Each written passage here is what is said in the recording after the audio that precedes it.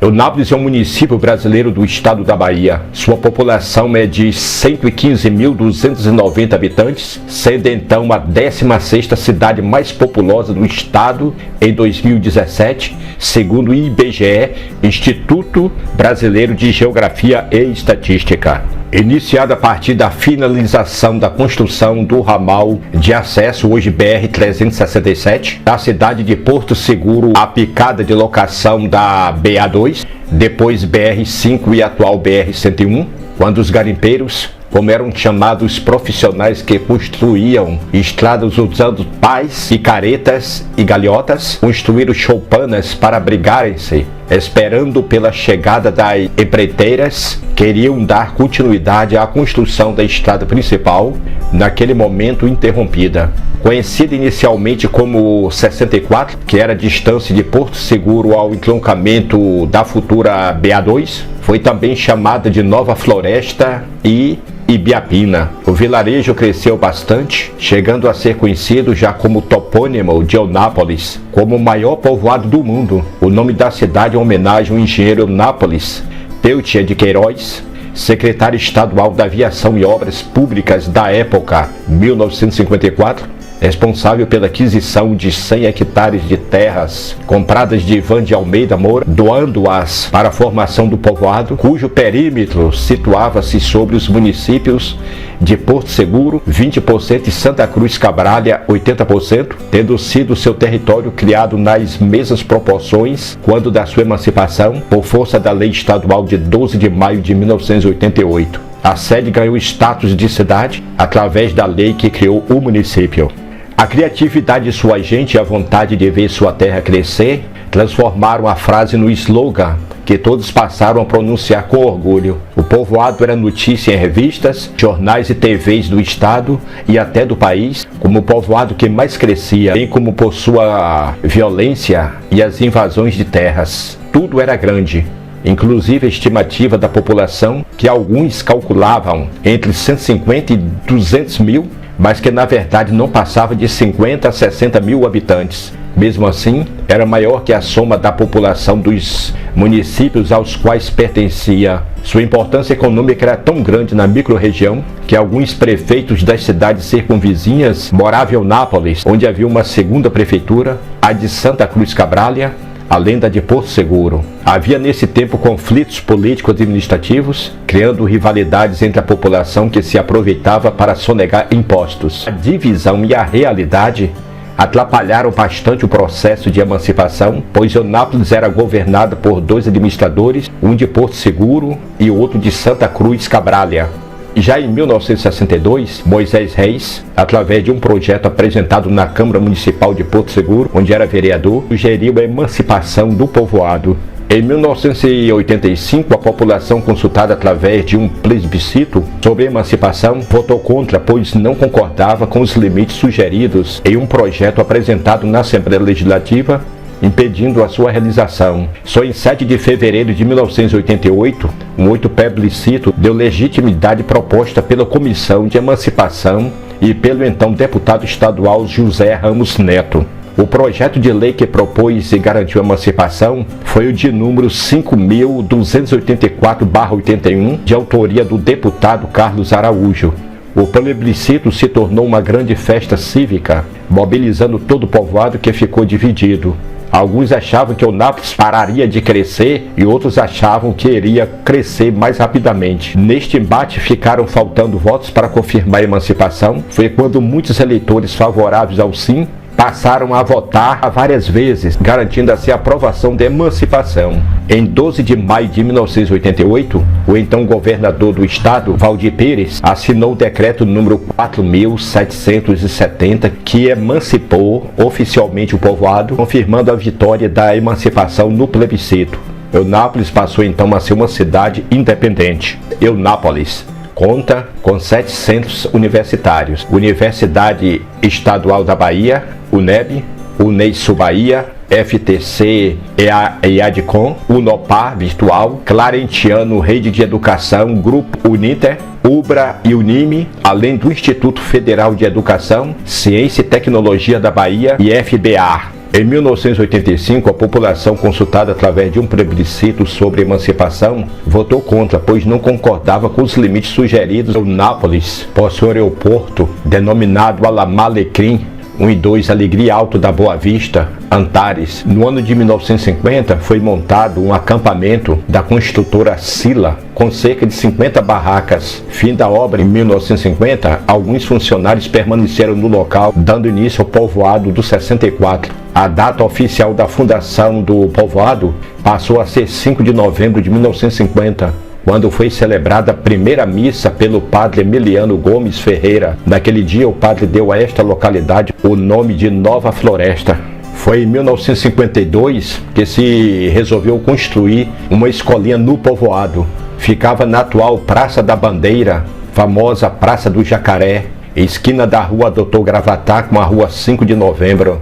Em 1962, o Dr. Guzmão construiu 2 salas de aula para as séries iniciais. Em 1964, Arnaldo Guerrieri e Teófanes Aguiar criaram um centro educacional de Eunápolis, funcionando o primeiro ginásio, 5º a 8ª séries. A água chegou logo após. Nos primeiros tempos do povoado, todos os habitantes pegavam água na biquinha que ficava atrás do atual restaurante Giovanni, na Praça da Bandeira. Em 1951, a seca devastou quase tudo, só terminando em março de 1952, com as grandes chuvas. As florestas queimou quase toda, 60%. Segundo alguns antigos, o fogo veio do norte, da região de Camaquã. O seu Ivan de Almeida Moura, que antes havia legalizado as terras junto ao Estado em seu nome e de seus familiares, passou a solicitar desocupação aos moradores da área. Em 1954, Dr. Eunápio, inteirado das dificuldades, resolveu comprar 100 hectares de terra correspondendo às fazendas Boa Vista e Gravatá, o que viria a ser a área urbana do povoado.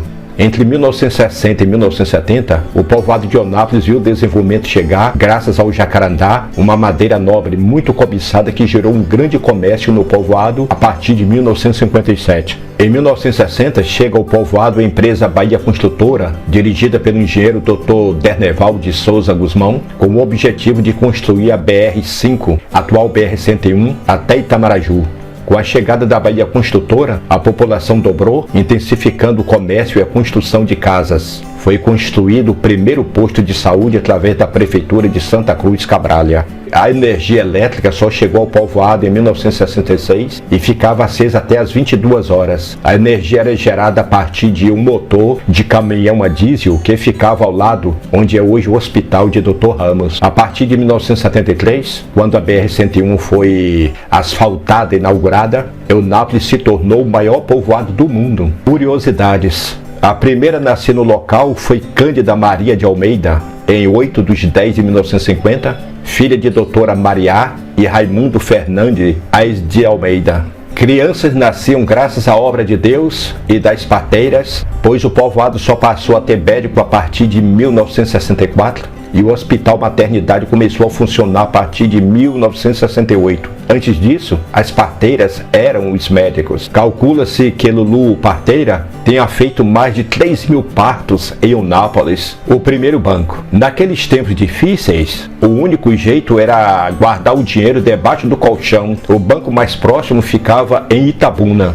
A primeira agência bancária a ser aberta no povoado foi o do Banco de Crédito da Bahia, inaugurado em 1967 e posteriormente comprado pelo Bradesco. Em homenagem ao Dr. Eunápio Peltier de Queiroz, a população troca o nome de povoado 64 para Eunápolis, ou cidade de Eunápio. Em 17 de fevereiro de 1988, conseguiu emancipar e desmembrar Eunápolis de Porto Seguro e Santa Cruz Cabralha. O Dr. Gediel Sepúlveda Pereira elegeu-se o primeiro prefeito e teve seu ordenamento jurídico promulgado através da Lei Orgânica Municipal Rio Buranhê. Rio que abastece a cidade, fica a 3 quilômetros do centro e é utilizado como alternativa de lazer para banhos, piqueniques e etc. Data da criação, meados do século XX, bem de inestimável valor histórico para a comunidade local, por tratar-se da primeira construção religiosa na área, Capela de Nossa Senhora Auxiliadora.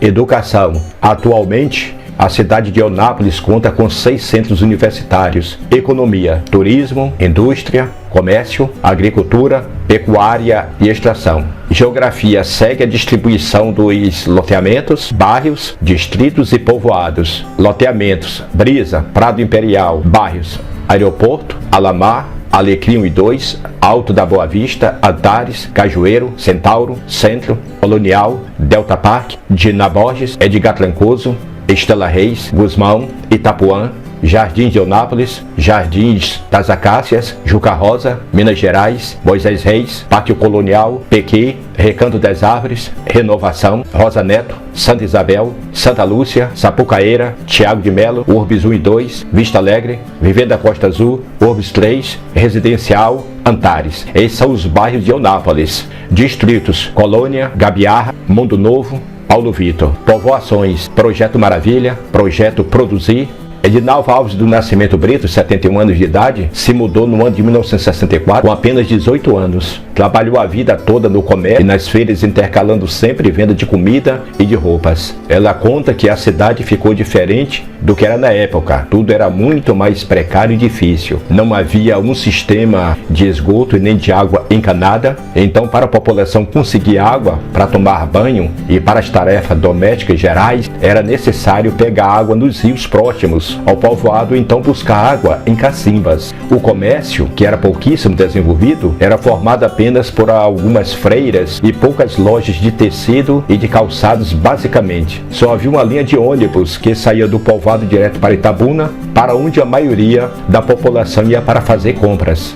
Obtivemos a informação que a Avenida Porto Seguro era conhecida por ser a rua onde as prostitutas ficavam durante a noite, que havia um lago no centro da cidade que acabou sendo aterrado depois dos prefeitos consertarem as ruas aos povoados. Não havia coleta, então todo o lixo era jogado onde hoje é a Avenida Duque de Caxias. Também não haviam escolas, porém haviam moradores que faziam em suas casas escolinhas para ensinar o básico para as crianças. Depois de um tempo, o povoado começou a crescer aos poucos. Alguns anos depois, houve a chegada de um motor elétrico que fornecia energia para o povoado. Além disso, também foram sendo trazidas coisas como água encanada, escolas públicas, postos de saúde. Vieram graças aos grupos mais influentes da época, que era formado por fazendeiros e os políticos.